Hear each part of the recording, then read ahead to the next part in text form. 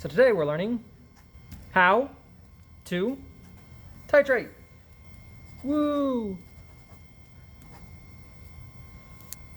All right, enough of that. So we'll need to do one more thing. Before we actually titrate something, we're going to need to figure out what that word means. So let's take a look at that. All right, so we got this word titration. And what titration means is this. All right, our definition is going to be this: to find the amount or concentration of an unknown solution by measuring the volume of a known or standard solution. What this really means is I'm going to take something I don't know and something I do know, and I'm going to mix them in such a way that I can predict them, and that's going to let me measure things I couldn't otherwise measure. This is going to solve a problem. Let me show you. Remember we started off using these pH meters? A quick question for you. Were they actually accurate? So this is good for quick things and getting ideas, but if I actually want to measure something with certainty, my pH meter here isn't going to cut it. I need something that's more precise. I need something that's more repeatable. I need something that's better. And we said that our math is better than these pH squares, so what if I could come up with a laboratory technique based around math? Then I could do it. Here, let me show you what I'm talking about. So say you've got a beaker, magic, and into that beaker you put some acid. The only thing you know about this acid for certain is its volume. That is, you don't know its pH. By extension, you don't know its hydrogen ion concentration. You don't know how many moles it's got. You just know you have some specific volume in acid. Now, if I'm measuring a volume, what are my units going to be? Now, pretend you've got another container, maybe a flask. Voila. And that flask is also filled with a chemical. But this chemical's different. This chemical you know more about. You know, in this case, its volume, and you also know its hydrogen ion concentration. You know a lot about this solution. This solution you made very, very carefully. We're going to call this the standard.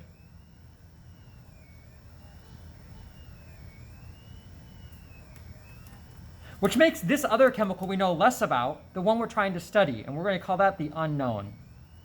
If our standard and our unknown react, that would look something like this. Specifically, we're going to mix an acid and a base, so we'll get water and a salt.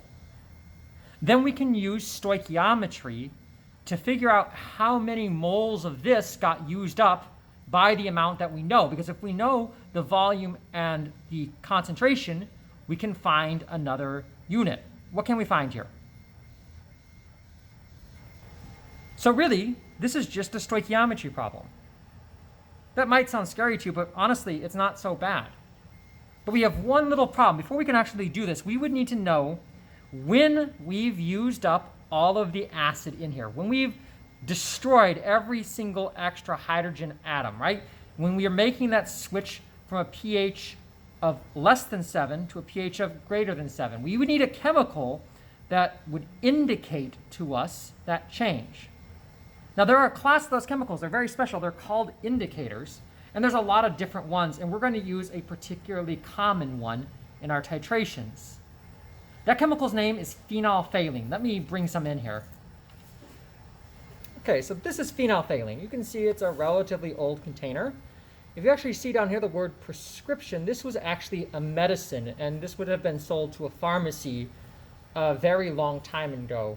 Malkindrot was a chemical company out of St. Louis. I'm not sure they're even a chemical company anymore. If we open this up, you get the idea that this is a fine white powder, like most things. Kind of looks like a powdered sugar or a baking soda or whatever.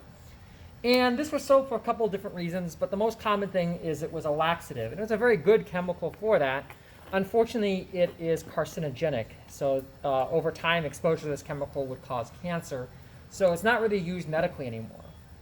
But if you dissolve it in water and ethanol and alcohol, you get a liquid here, and that suspension has some special properties. Let me show you. So I've got an Erlenmeyer flask here, right? And if I fill it up with some tap water, well, that's terribly convenient. I can add a little phenolphthalein to it. So I'm going to take my phenolphthalein here. I'm going to use an eyedropper. And I'm going to add just a drop or two. It doesn't take a lot. 1, 2. And as I swirl it around, you'll see the water's turned to color. This pink color indicates the presence of excess hydroxide. So if I have excess hydroxide, what does that make this chemical? Is it an acid or a base? So again, asking the question a different way. If I have a solution that's pink in the presence of phenolphthalein, right, a chemical that looks like this, is this an acid or a base? So I've got some ammonia here, right? NH3. Because it's NH3, is this an acid or a base? So I'm going to add a little bit of this to the solution, right? And we know we're adding significantly more basic things than what's in here already. But as I mix that around, you can see nothing really happened. It's the same color, more or less. It's not like it's getting darker. This doesn't tell me how strong the base is. It just tells me that we're over a pH of 7, right? This isn't enough. Now, this is useful, but it's not like a pH indication, right? It's just telling us it's a base. But if I grab a different chemical, which in this case is extremely concentrated acid, then I'm going to show you why phenolphthalein is such a useful chemical. If I add enough acid here to destroy all the hydroxide and bring it back to an acidic solution, that is a solution with a pH less than what number?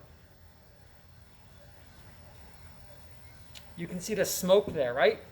That's condensation and it reacting with the water in the air.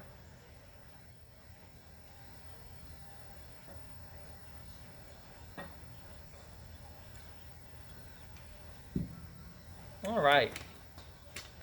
So I've got my flask here filled with smoky acid fumes.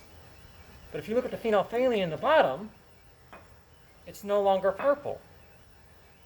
It's clear. Let's get those fumes out of there really fast. Much better. So you can see this is now clear because it's an acid, right? So phenolphthalein will be which way if I'm dealing with an acid. But check it out. I've got some lye here. We actually used lye when we made soap. Lye contains which ion again? So watch what happens when I add more base. And now as I dissolve that and I mix it around, hey, we're back to purple. What? So now what do I know about the solution? What happened here? Why did it turn back purple? You see, what this does is it tells us if we have an acid or base. It's kind of like a litmus paper in solution. It's really helpful. Now, it's actually really, really sensitive at a pH of 7. So we don't want this dark, almost opaque color. We just want the first hints of purple that stay. And I'll show you what that looks like. But we have a way of telling where the pH changes. That's really useful. Because that means we can make a measurement using a known and an unknown and make this our little way of checking where we are. Phenolphthalein is the trick to doing a basic titration. All right, so in addition to phenolphthalein, we're going to need a second tool here, which is called a burette. Now the burette is made of several different pieces. Along the top up here is a graduated cylinder. I know it's hard to see, but there's very fine graduations here. Actually in 1/10 of a milliliter, so an extremely precise tube. We have this valve down here, which is going to allow us to turn the liquid on and off. This is called the stopcock. And then down here is a tip. So again, we have this graduated cylinder, a stopcock, and a tip. And first and foremost, I want to point out the different functions. This is going to hold a reservoir of our standard or known solution, and this is going to help it drip out smoothly, and this is going to control the flow. So right now this valve is closed because it is perpendicular to the tip, right? The little pieces of the stopcock here are blocking the flow. If I were to turn it 90 degrees, that would be fully on and liquid could fall freely. And anywhere in between is a mix of on and off. So I've got very fine control of how much liquid will flow through here. That's very important. So again, we have a very highly precise tube up here and a lot of control because of the stopcock of how much liquid can come through. So those two things allow for a pretty precise measurement, certainly the most accurate fluid measurement that we have in our lab. So first and foremost, a couple questions. Question number 1, would liquid flow through this valve right now? Right, so again, when it's parallel to the tube like this, liquid's allowed to flow. So liquid will be flowing here. A second question, which piece of this is the stopcock? Okay, so again, this is a valuable tool. Because this is such a precise tool, the tube up here is quite expensive. So please be careful with these tubes. You don't want to damage those. They would cost a lot. Secondly, the clamps we use are made for these burettes. So they hold it in a lot of spots. So that gives us some security. So let's see how to use a burette properly. I'm going to go get some liquid. And we're going to fill up this tube with that liquid so we can see what's going on. Let's go ahead and color it with some food color or whatever. And let's look at how to actually use these things together before we try to do a proper titration. All right, so let's cover actually loading the burette. To load the liquid into the burette, you're going to need 3 things. You're going to need a little micro funnel. You're going to need a burette, obviously. And you're going to need whatever your standard solution is. Now, in this case, I'm just using water, but normally this would probably be a base. The first step is to make sure the stopcock is closed. Otherwise, the liquid's just going to run through. And then we're going to go ahead and load it on the top. Let me move your perspective for just a minute. So we're going to put the funnel up top, but we're going to actually hold it using our hands like this so that air can come out and the liquid will flow in freely, right? If we don't do that, if we just leave it here, it'll be a little seal and it will kind of glob down, glub, glub, glub, glub, glub, instead of flowing smoothly. So it's important that you have this hold and that the stopcock is closed. Let me get you to another perspective again. All right, so with the stopcock closed, I'm holding this up and I'm just pouring the liquid in slowly, being careful not to splash it. And I'm adding quite a bit of liquid, but I'm not filling the tube all the way up. Right, so I've got there some level of fluid here in the burette. And what I've made sure to do is make sure that that fluid is not above the 0 graduation, that it's at some number that is larger than 0. So right now, let me get this to a new spot. It's just between 5 and 6. I know that's hard to see with the black background and the black font. It's measurable. I can read it here in the lab pretty easily.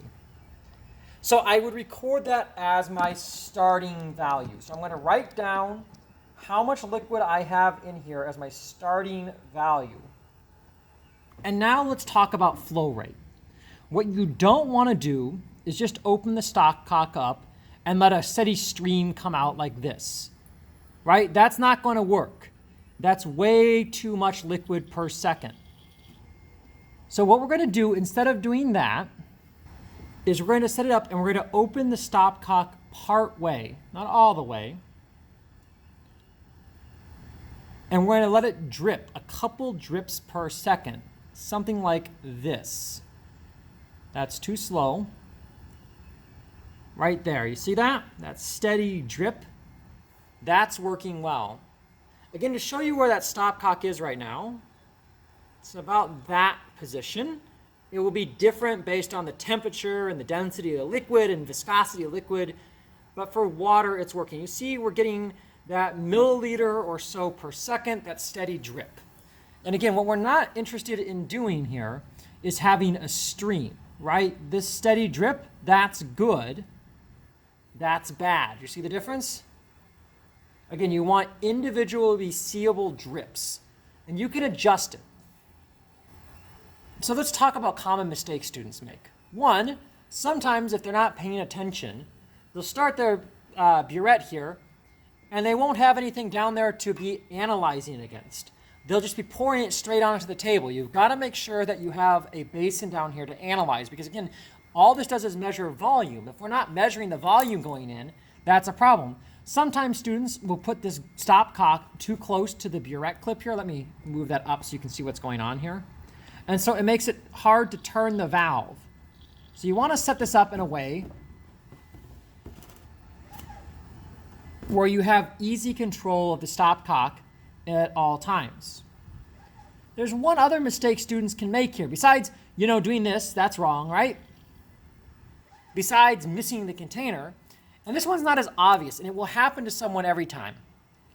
You've got the valve body, you've got the glass. This is plastic, this is glass. Obviously, these are two different pieces, and they're only held together by friction. So sometimes a kid will come in here, and they'll try to start the thing, and they'll put a little too much force on it, and they'll pop the whole tip right out of the burette. Well, that's a problem, right? Because now I didn't measure anything. I don't have any control over it anymore. So you need to be really careful to not put a downward force on the tip. All you're going to do is control it using the valve. And again, if you're thinking about it, you'll be fine. Now, we know how much to drip in. We know how phenolphthalein works. Let's actually set up a basic titration here and show you what's going on. So the first thing we need to do is actually clean the burette. Because the burette has had base or acid in it, at Rockhurst we try to always put bases in. We want to make sure that the pH of this glass is neutral, that there's no residue. And we have to use deionized or distilled water. We can't use tap water. Why not? So what you're going to do is you're going to add distilled water, just using the little spout, until you have several milliliters in there.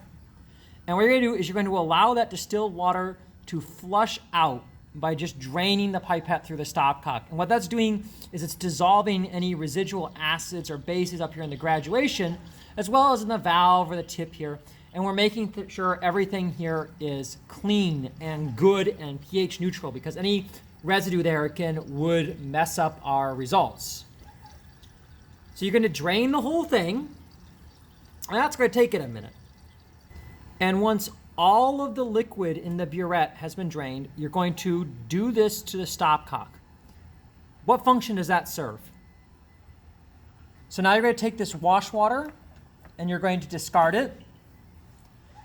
Your reaction vessel, in this case today we're using an Erlenmeyer flask. Sometimes you'll use a flask, sometimes you'll use a beaker. Also needs to be washed. So again, you're going to use the wash bottle and add deionized water. And make sure you've given this a good, clean wash. And again, your main goal here is to make sure there's nothing dissolved on the inside of the container. Go ahead and get rid of that. And then try to dry this out as best as you can, including maybe leaving it upside down for a while. All right, so next we're on to filling the burette with a known amount of base. Now that's going to require a base. So while you wouldn't normally prepare this in a lab, let me show you how we prepare it here, because I think it's, again, important to see where these chemicals are coming from. All right, so here I have a 250 milliliter volumetric flask. And again, I'm just going to prepare this. Now, in general, this solution would already be available in the lab, but I just want to show you what goes into it. So the first thing I'm going to do is add some distilled water. I'd already measured out the amount of sodium hydroxide that I was going to use.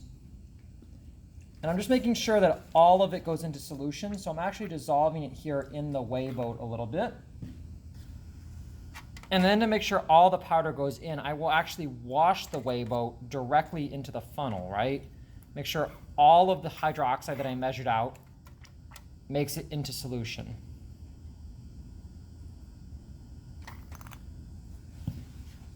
Okay, the next step will be to bring it up to the graduation line here. So let's do that now. Okay, and I'm going to stop just shy of that line as normal. I'm going to stop it and I'm going to shake it. And you'll see that dissolves the gases and pulls them out.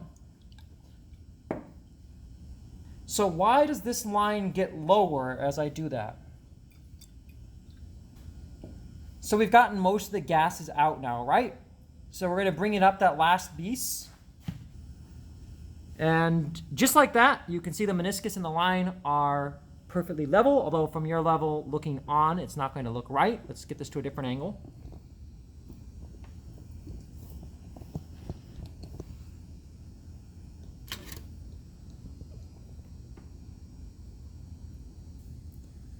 And now that I have it a little more level with that graduation, you can see the bottom of that meniscus just touching that line. So this is exactly 0.10 molar solution. Everything I did to measure that is to make this exactly 0.1 molar. We know everything we can know about this. It's a much more accurate solution than a pH meter can give us. This is our standard because we made it using the best glassware we have, using a very accurate scale, and being very careful in the preparation. Lets us know everything we can about this. So let's compare that to this, the thing we're going to measure. I'm going to take this Erlenmeyer flask and I'm going to fill up with some water like this. That's convenient. And then let's do something else. Let's just splash some acid into that water. Let's not even measure it. Let's just take a pipette, grab a couple milliliters of acid, some arbitrary amount, and let's just put it in there. I have no clue how acidic that water is because I didn't write anything down. I used tap water to prepare it. This is a complete unknown, right? Everything about this is currently uncertain. So let's compare our two solutions here. That's really bright. Let's bring that down. We've got our standard solution, which we were very careful with, and our unknown, which we know basically nothing besides what chemicals in it. That's enough to do a titration. Let's actually prepare our titration. First things first, this is a mess. Let's clean that up. All right, that's a lot better. So let's talk about what we need. We need a reaction vessel. In this case, of course, we're going to use an Erlenmeyer flask. We need our phenolphthalein, bang, a graduated cylinder, our standard solution, and our unknown. And with that cast of characters, we're able to start. So the first thing we're going to do is we're going to deal with our unknown. We need to find a volume of the unknown. And that's up to us. Now, I think it'd be easy to do this. So let's go ahead and measure out 10 milliliters. But you know what? This isn't a very precise graduated cylinder. I think we can do better. Check this out. That's much better. You can see here our graduations are about 10 times more accurate than the one before. So we're going to take some of our unknown and we're going to fill it up to some arbitrary level. Looks pretty good to me. That level right now, if I read that meniscus, is at 9.9 milliliters. So I would record this plus my estimated digit of 9.90 mils. This is what we're going to analyze. So we're going to add the unknown to our reaction vessel. 9.90, and I was careful to get every drop out of there, right? And the next thing we're going to do is we're going to prepare the burette. Remember, we need to make sure the stopcock is closed. When I go to fill the tube, am I going to use the known or the unknown? Good, because of course we're trying to measure the unknown with the known. So let's add our known to the burette. I want you to see that I made an intentional mistake here. You see how the meniscus is above my measurement line? That's a common mistake students will make. If that happens to you, that's okay. What you want to do is remove your reaction. And all I'm going to do is open the stopcock and let a little bit of that extra hydroxide out and discard it. Good enough for me. So this becomes waste. And up here now I have my initial volume. So let's take a look at that again, if I can get this to focus. All right, we're going to take our flask containing our unknown. We're going to add a couple drops of indicator. What was that indicator called again? Because the indicator is currently clear, is this an acid or a base? Now I've got the reaction vessel underneath the burette setup, and I'm going to set up a simple, slow drip. Looking good right about there. And I'm going to let that base start dripping into the reaction vessel, being careful to never spill a drop because I'm measuring the change in volume. If I spill a drop, that's not going to work. And I'm going to wait for a color change to happen. For your sake, I'm going to speed this up.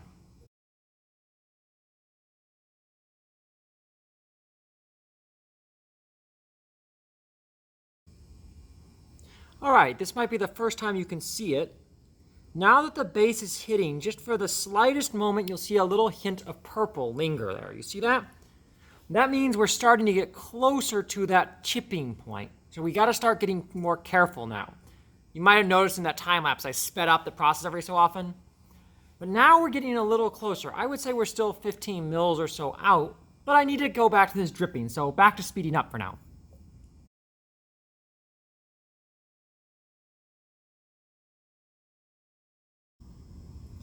So I want you to notice how the purple now is lasting longer each time the drip goes in.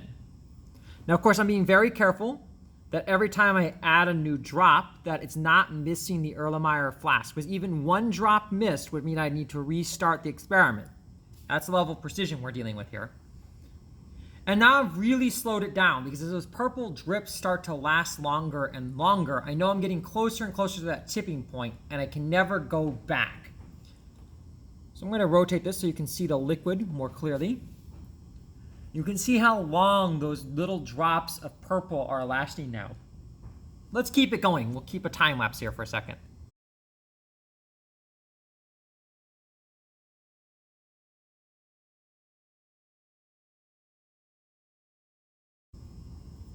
And you can see how long those drops are lasting now, right?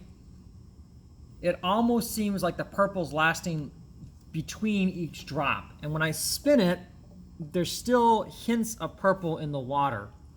When that starts happening, you're only maybe 20 drops away.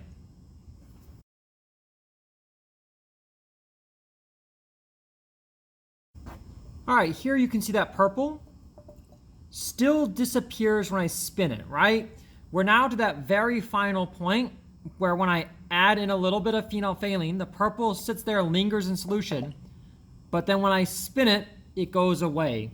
This is the most delicate part of the titration. At this point, you need to be careful with. What you're waiting for it to do is just stay purple even after mixing. Not bright purple, just barely stained. So again, you can see that purple in there. And when I mix it, you see how it took it a second before it goes clear? Watch what happens when I add another couple drops.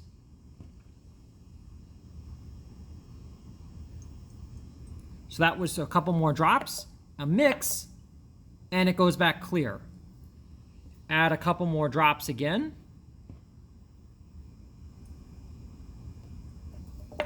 A mix, and it goes back clear. So right now, is this an acid or a base at this moment? Remember, it's clear. Do a couple more drops. Still an acid.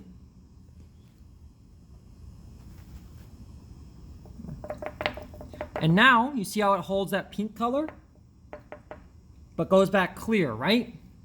We are almost there. We've got like 2 or 3 drops to go. Watch this. We've added that.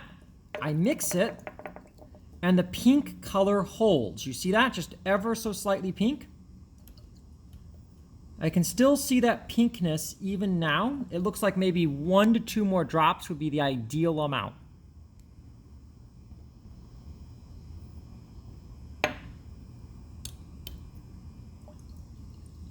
And there we go. You see that pink holds? We're there. This is now a pH of 7. This is water. Almost exactly. Right? Because the pH keeps showing that indicator going up and down, we're there. Now, I need to record this exact value. So there's our meniscus. It's in a little bit of a hard spot to read, but it looks like 46.10 to me. So that would be my final volume. And that's enough. I've done my whole experiment. I've recorded my starting value. I recorded my ending value, and I know the volume of this and the molarity of that, and that's enough to do some stoichiometry. You'd be done with this experiment now, although normally you would run it again to see how close the two results are. But because we're learning how to do it, let's take a look at one more thing. So right now, this is at a pH of 7, so it's neither an acid nor a base, right? This is just water and sodium chloride, table salt. If I really wanted to, I could drink it, except remember it's got a laxative that causes cancer and it's not a great idea. But I've still got some more base up here. Now again, in real life you'd be done, but what do you think is going to happen if I add more base? Let's check that hypothesis. You see here now, obviously this is basic, and even as I stir it, I still got this bright, bright pink color.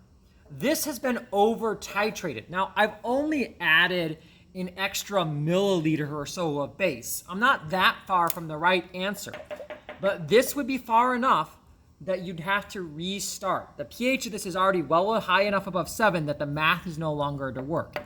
No matter how much more base I add, it just stays that same color of purple, right?